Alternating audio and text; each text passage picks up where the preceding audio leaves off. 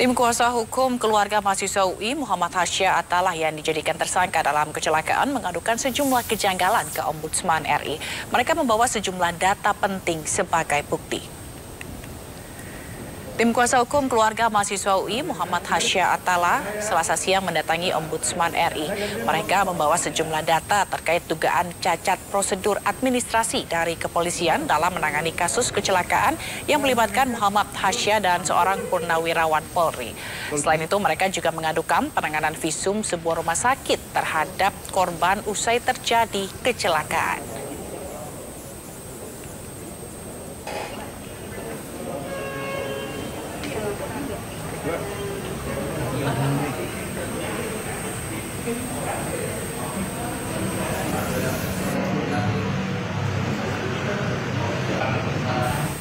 Pemirsa, korban kecelakaan mahasiswa UI Muhammad Hasya Atalah Saputra sebagai tersangka terus menuai polemik.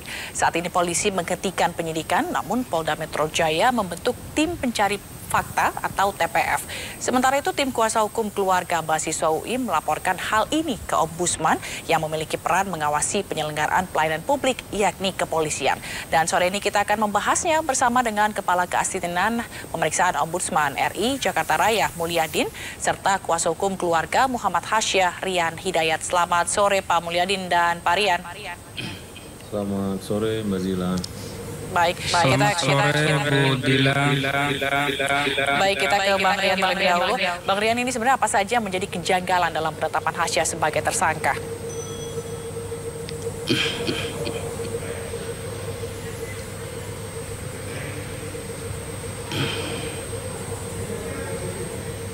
Bang Rian, bisa dengar suara saya?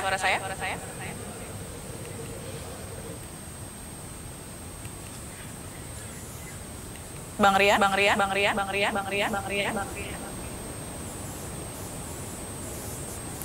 Ya pemirsa, mohon maaf sepertinya kita ada kendala teknis. Kita akan ke kuasa hukum keluarga terlebih dahulu. Ini sejauh ini fakta apa saja yang baru ditemukan oleh kuasa hukum?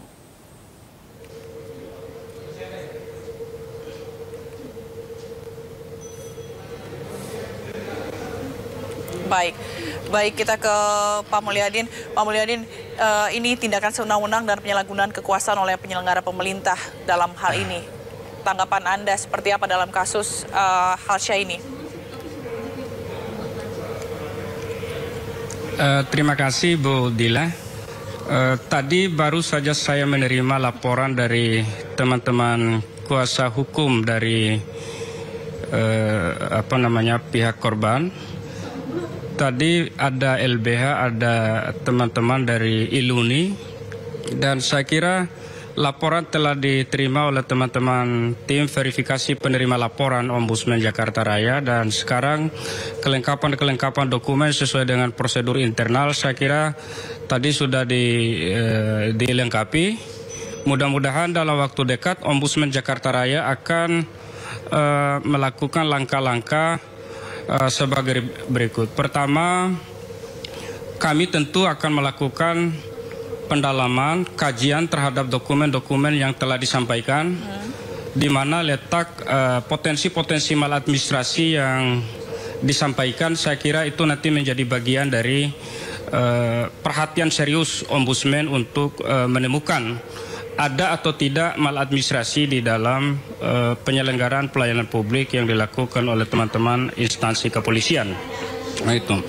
Yang kedua, tentu pihak-pihak terkait, baik itu di tingkat Polres, tingkat kuasa hukum maupun para korban, kami harus mendapatkan informasi yang adil untuk menyikapi secara independen dan profesional di dalam menangani kasus yang sedang bergulir di berbagai media akhir-akhir ini.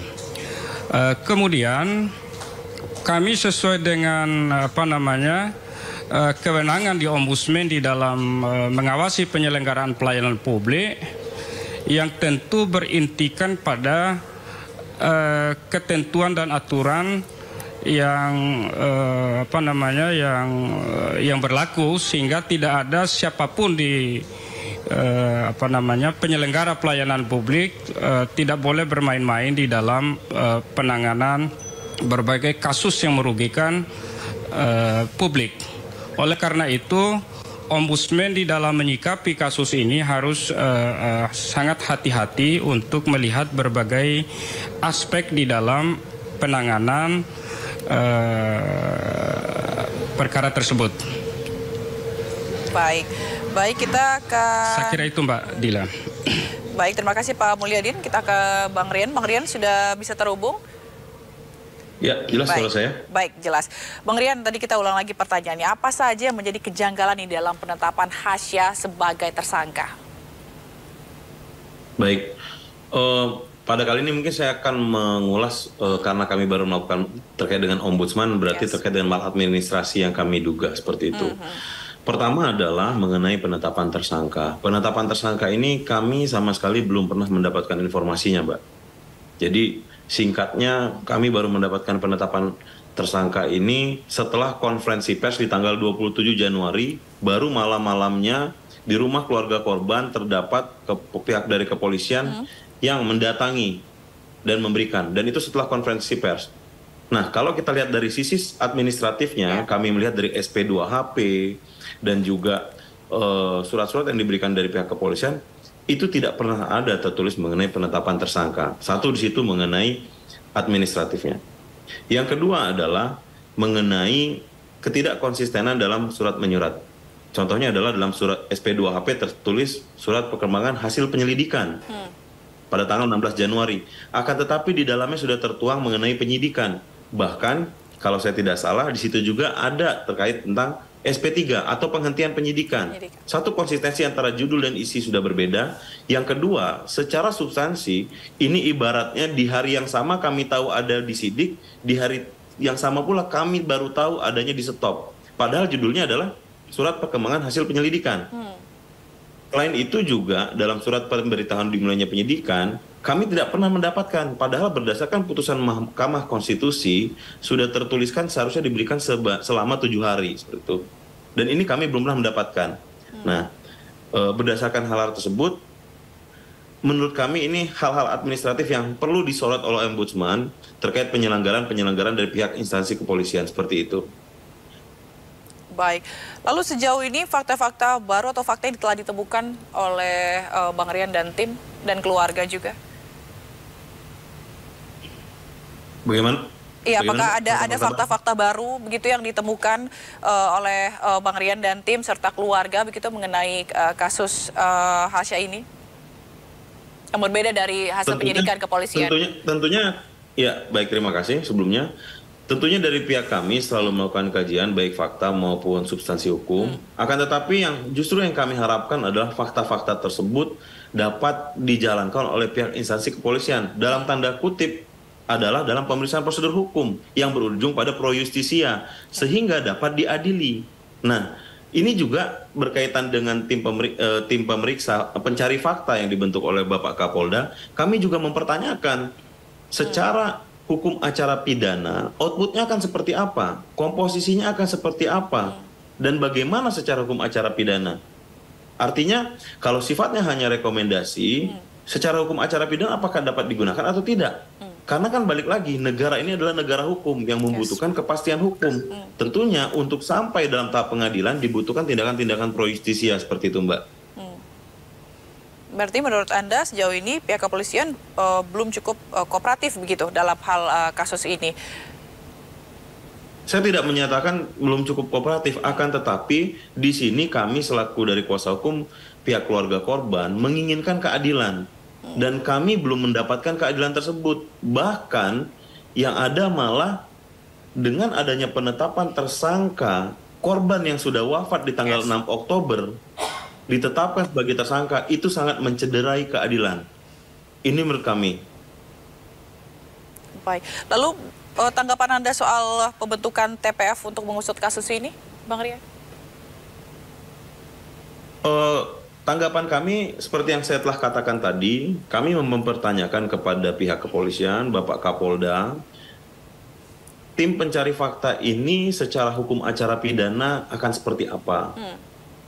Outputnya apa? komposisinya bagaimana, dan ketika ada komposisi pihak eksternal dan internal, ketika ada pencari bukti-bukti, apakah itu sesuai nanti dengan prosedur hukum acara pidana.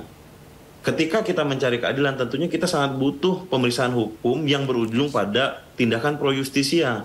Nah, ini yang justru kami pertanyakan dengan tim pencari fakta. Artinya kalau kami hanya dipertemukan untuk direkomendasikan, yang kami butuhkan ini adalah kasus ini diusut dan diadili agar dapat diadili oleh pengadilan, sehingga kita mengetahui bagaimana hukumannya, berat atau ringan, kita serahkan semuanya kepada pengadilan yang memang berwenang untuk mengadili seperti itu, Mbak. Baik, kita ke Pak Mulyadin. Pak Mulyadin, apakah nantinya Ombudsman juga akan menjembatani mediasi atau rekonsiliasi ulang begitu? Saya kira persoalan mediasi, kalau memang ada permintaan dari kuasa hukum maupun para korban, Ombudsman selalu membuka diri untuk menuntaskan semua laporan-laporan masyarakat yang masuk di Ombudsman, termasuk laporan yang terkait dengan yang baru diadukan, yang baru kami terima pada hari ini.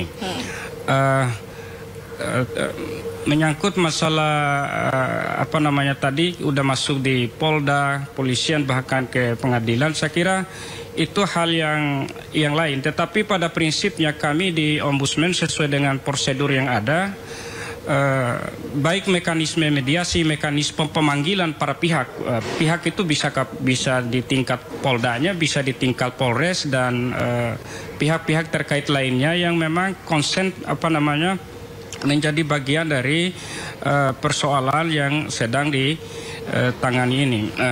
Jadi Ombudsman akan melakukan kajian klarifikasi ke pihak-pihak terkait untuk menemukan potensi-potensi maladministrasi yang memang sudah disampaikan oleh teman-teman kuasa hukum. Saya kira apa yang disampaikan teman-teman kuasa hukum tadi, sebagian besar juga sudah masuk dokumen yang ada dilaporkan di Ombudsman. Oleh karena itu, Ombudsman sedang melakukan pendalaman, kajian dari dokumen-dokumen yang sudah masuk kepada tim verifikasi dan penerima laporan. Dan nanti akan segera disampaikan ke tim pemeriksa. Pemeriksa itu bisa langsung ke kepala ke asisten pemeriksa untuk nanti mendiskusikan dengan beberapa anggota tim kira-kira langkah-langkah yang lebih strategis, lebih cepat untuk menindaklanjuti laporan masyarakat ini, bisa melalui mekanisme pemanggilan para pihak, bisa mengundang para pihak, bahkan juga bisa melalui mekanisme mediasi sebagaimana yang diusulkan jikalau memang itu ada permintaan dari pihak terkait. Saya kira itu, Mbak Dila. Baik, tentunya kita berharap kasus ini akan segera clear begitu, segera jelas, dan juga ada keadilan bagi Hasya korban kecelakaan. Baik, terima kasih telah bergabung bersama kami Kepala Keasistenan Pemeriksaan Ombudsman RI Jakarta Raya Mulyadin serta kuasa hukum keluarga Muhammad Hasya Rian Hidayat. Terima kasih telah bergabung bersama kami. Salam sehat. Pemirsa, Joe Biden mendukung pembaruan aturan larangan senjata serbu setelah insiden penembakan massal di California. Informasinya akan hadir sesaat lagi.